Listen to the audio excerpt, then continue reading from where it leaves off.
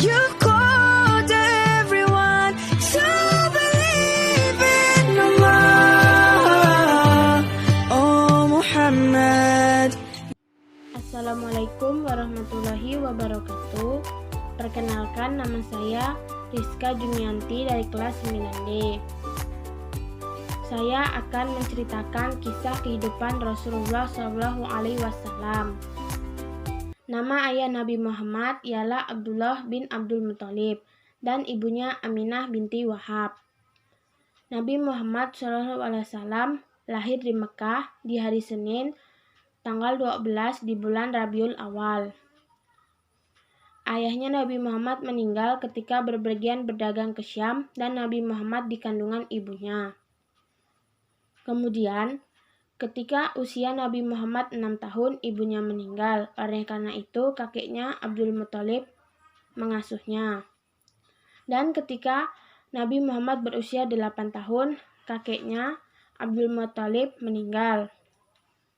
Dan kakeknya Abdul Muthalib berwasiat kepada Abu Thalib untuk menjaga Nabi Muhammad. Ketika remaja, Nabi Muhammad pergi dengan pamannya Abu Thalib ke Syam untuk berdagang barang dagang Khadijah. Ketika Nabi Muhammad berusia 25 tahun, beliau menikahi Khadijah.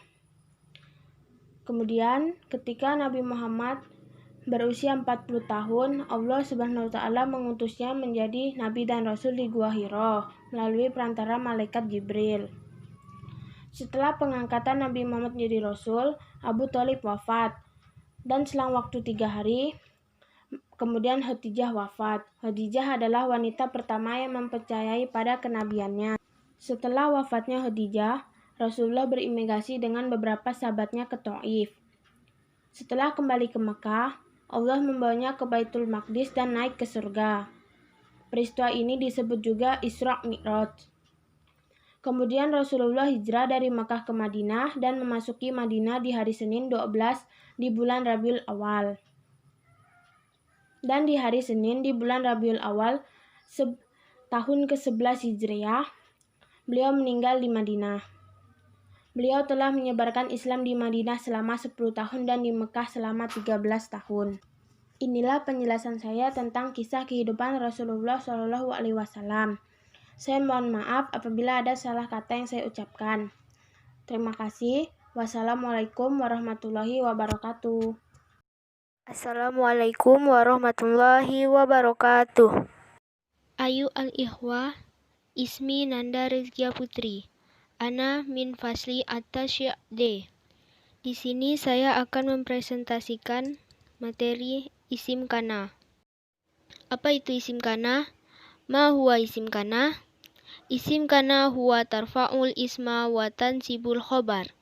Tarfa'ul isma, isim kana adalah huruf yang mewajibkan atau mengharuskan memberikan harokat domah kepada isim. Wa tansibul khobar, dan memberikan harokat fathah kepada khobar. Kana adalah huruf yang mengharuskan memberikan harokat domah kepada isim, kemudian memberikan harokat fathah kepada khobar.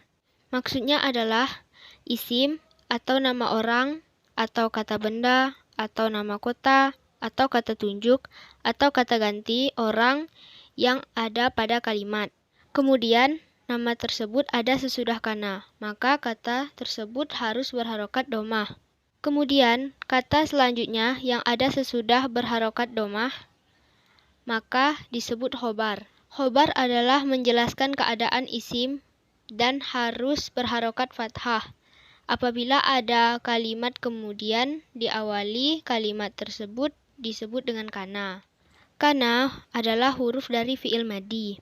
Kalau ada kata sesudah kana, maka kata tersebut harus berharokat domah karena sebagai isim.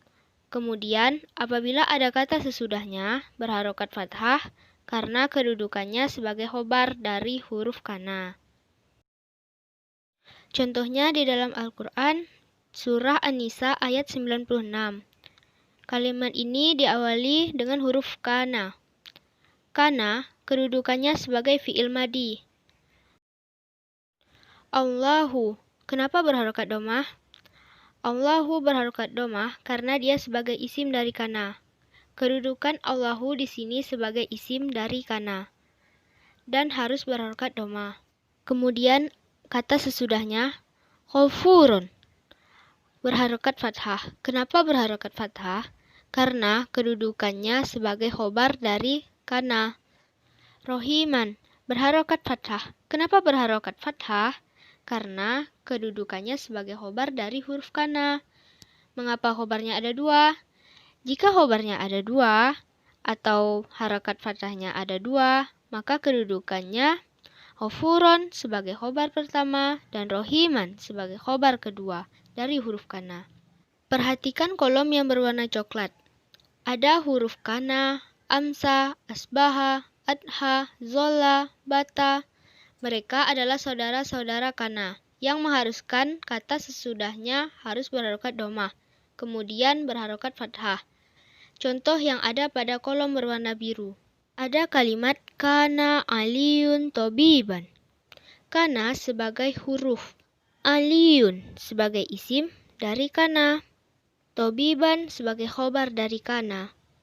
Aliyun berharokat domah karena kedudukannya sebagai isim dari kana, dan tobiban berharokat fathah karena kedudukannya sebagai khobar dari kana. Kana itu diambil dari fi'il madi. Di sini bisa kita lihat kana adalah fi'il madi. Huruf fi'il madinya ada 3. Yang pertama ka, kedua alif, dan ketiga na. Kemudian ciri-ciri lainnya yaitu berharokat fathah. Fi'il mudhari'nya berbunyi yakuna. Kemudian fi'il amr dari kana adalah kun. Sekian, sampai di sini presentasi saya tentang materi isim kana. Wassalamualaikum warahmatullahi wabarakatuh.